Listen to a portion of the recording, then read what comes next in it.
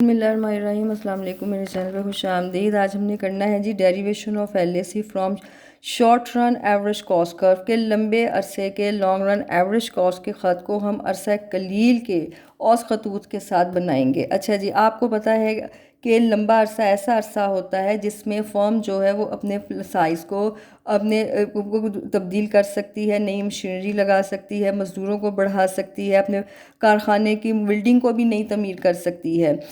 यहाँ पे बल्कि फ़ी कई मुसारिफ पैदाइश भी यहाँ पे वो कम कर सकती है। इसी को हमने आज डिस्कस करना है इन शक्ल के साथ। देखें, इस शक्ल में हम ये वाला ख़त बनाएंगे इन अरसा कलील के छोटे तीनों खतूत के साथ।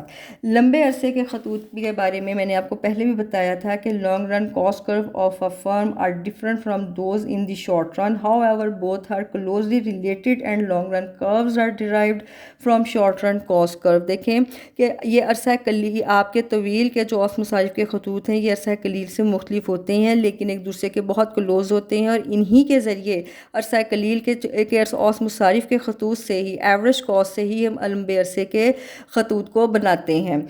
अ लॉन्ग रन कॉस्ट कर्व, ये जो आपका LAC खाते है आखिर ये शो क्या करता है? A long run cost curve is graph that shows the lowest cost per unit of producing a good या service at each level of output. देखें, ये कम से कम लागत को शो करता है पैदावार के हर नुक्ते भी की इकाई के ऊपर कि आपकी जो है वो एवरेज कॉस्ट होती क्या है कि शय पैदा करने की फ़ी इकाई लागत को हम एवरेज कॉस्ट कहते हैं, चाहे वो शॉर्ट रन की है चाहे वो लॉन्ग रन की है।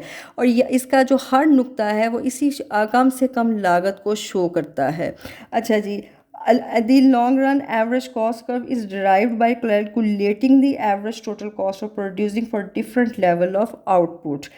The long run average cost curve can help firm decide the size of the plant they need to produce the desired output at the least cost. कम से कम लागत पे वो किस प्लांट के ज़रिए प्रोडक्शन को कर सकती है, ये जो है ये हमें लंबे अरसे का ख़त बताता है। इसे एक शक्ल को बनाते हैं। शक्ल बनाने के लिए OY ख़त पे मैंने कॉस्ट ऑफ प्रोडक्शन ली है अरसा कलील और तवील की, और OX ख़त पे आउटपुट को लिया है। यहाँ पे हम तीन जो है वो अरसा कलील के खतूत लेंगे जिसे हम प्लांट का नाम देते हैं। आपका SAC1 है, दूसरा जो है ये SAC2 है, और तीसरा जो है ये होगा आपका SAC3। ठीक है जी। अब आपका ये देखें SAC1 short run average cost 1। अच्छा जी, फिर है SAC2 और ये है SAC3। ये तीन प्लांट हमने ले लिए। यहाँ पे ये आपका जो कम से कम जो होगा ना पॉइंट, उसके ऊपर जो है वो टेंजेंट बनाना है लंबे अरसे के ख़त में। ठीक है, यहाँ से मैं अगर सीधा ख़त नीचे OX ख़त पे लेके आऊँगी, एक दूसरा भी लेके आऊँगी और तीसरा भी ले आऊँगी। ठीक है जी, ये आपका पॉइंट A है, ये पॉइंट B और ये पॉइंट आपका C है। इन नकात को आप मिलाएं। जब आप इन नकात को मिलाएंगे तो आपको जो ख़त हासिल होगा, ये देखिए टेंजेंट बनाता हुआ ये ख़त जाएगा इन पॉइंट्स के ऊपर। ठीक है, टेंजेंट बनाएगा आपने को। ये बहुत ज़्यादा प्रैक्टिस करने के बाद आपका हाथ साफ़ हो जाएगा। ये शक्ल बन जाती है लेकिन काफ़ी ज़्यादा प्रैक्टिस के बाद बनती है, खाम खा नहीं बनती। ठीक है जी, ये लें, ये ऊपर को जाएगा। ये बना लॉन्ग रन एवरेज कॉस्ट का ख़त। ठीक है,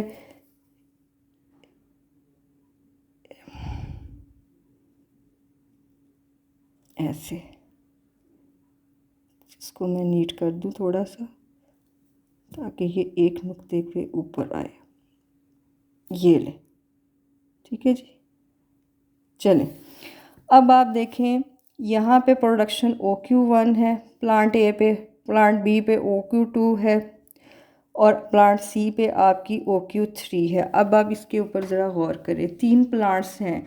तीनों प्लांट्स में से पहले प्लांट का इंतखाब फर्म ने किया, प्रोडक्शन करनी शुरू की, तो उसमें क्या हुआ कि प्लांट का साइज़ स्मॉल है। अब प्रोडक्शन को मज़ीद बढ़ाने के लिए प्लांट SAC2 का इंतखाब करेगा, जहाँ पे वो मज़ीद प्रोडक्शन OQ2 करेगा। लेकिन यहाँ पे आप ख़त के ऊपर गौर करें, ये ख़त आहिस्ता आहिस्ता गिर रहा है, फिर अपने मिनिमम पॉइंट पे है, उसके बाद ये आहिस्ता आहिस्ता लंबे अरसे का एवरेज कॉस्ट का ख़त चढ़ रहा है। जब ये आहिस्ता आहिस्ता गिर रहा है तो क्या शो करता है, ये शो करता है कि अभी पर यूनिट कॉस्ट कम है। क्यों? क्योंकि यहाँ पे law of increasing return to scale का इतलाक़ हो रहा है। ये तीनों कवानीन आप अपने लेक्चर में सुन लीजिएगा, बड़ी तफसील से मैंने आपको बताए हैं कि जब पैदावार कानून तकसीर हासिल के ताबिया होती है तो हर अगली इकाई पे पर यूनिट कॉस्ट कम होती है। उसके बाद इस सूरत में वो प्रोडक्शन को बढ़ाने के लिए प्लांट SAC2 का इंतखाब करेगा। इसका जो लोएस्ट पॉइंट है, इसके साथ टेंजेंट बनाता हुआ ये ख़त LAC का गया है, पॉइंट B है। यहाँ पे प्रोडक्शन आपकी OQ2 है। उसके यहाँ पे क्या है जी, constant law of constant return to scale का इतलाक़ है, जहाँ पे किसी किस्म की कॉस्ट में कोई कमी नहीं आती है। उसके बाद जब अगर वो मज़ीद प्रोडक्शन को बढ़ाने के लिए प्लांट SA3 का इंतखाब करता है तो प्रोडक्शन उसकी OQ3 तो हो जाएगी, पहले से OQ1 से और Q2 से बढ़ गई, लेकिन यहाँ पे ये ख़त जो है ये ऊपर को चढ़ना शुरू हो गया है, लंबे अरसे का एवरेज कॉस्ट का ख़त।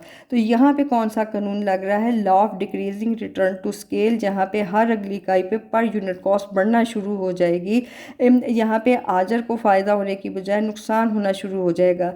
फिर क्या करेगा, किस चीज़ का प्लांट का इंतखाब करेगा, आजर प्लांट SAC1 का इंतखाब भी नहीं करेगा, SAC3 का भी नहीं करेगा। 1 का इसलिए नहीं करेगा, अभी प्रोडक्शन मज़ीद की जा सकती है। 3 का इसलिए नहीं करेगा, पर यूनिट कॉस्ट जो है वो LAC के चढ़ने पर बढ़नी शुरू होगी, वो प्लांट B का इंतखाब करेगा। यहाँ पे एवरेज कॉस्ट AQ1 है, प्रोडक्शन OQ1 है। अगर ये अरसा कलील को शो करती है एवरेज कॉस्ट को, तो अरसा तवील को भी शो करती है। प्लांट B पे आपकी एवरेज कॉस्ट BQ2 है, और यही जो है वो LAC के एवरेज कॉस्ट भी है। इसी तरह CQ3 जो है वो प्लांट 3 की एवरेज कॉस्ट को शो करती है, और यही जो है वो लंबे अरसे की एवरेज कॉस्ट को भी शो करती है।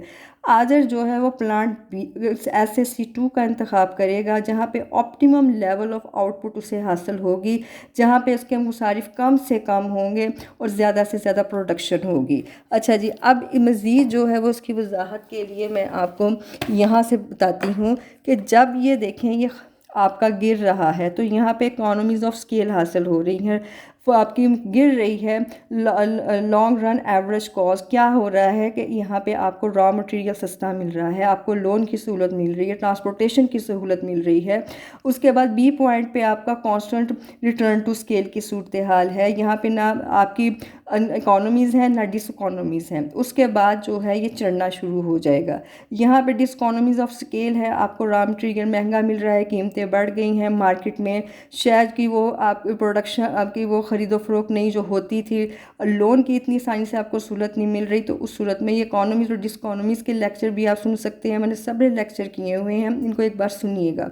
तो इस सूरत में जब अदम किफ़ायतें बढ़ जाती हैं तो आजर को नुकसान होना शुरू हो जाता है, इसलिए आजर ना SAC3 का इंतखाब करेगा ना SAC1 का, SAC2 का इंतखाब करेगा, जहाँ ऑप्टिमम लेवल ऑफ आउटपुट उसकी OQ होगी।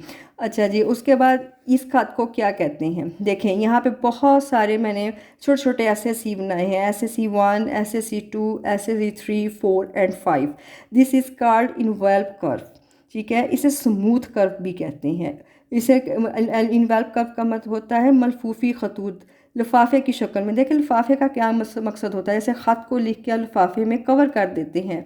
छोटे अरसे के अरसा कलील को लंबे अरसे के ख़त ने अपने अंदर लपेटा हुआ है, ठीक है। It is also called planning curve. यहाँ ये जो है लंबे अरसे का ख़त आजर की मनसूबा बंदी भी करता है कि उसे किस प्लांट का इंतखाब करना है, जहाँ पे इसको ऑप्टिमम लेवल ऑफ आउटपुट हासिल हो, जहाँ पे इसकी पर यूनिट कॉस्ट कम से कम हो।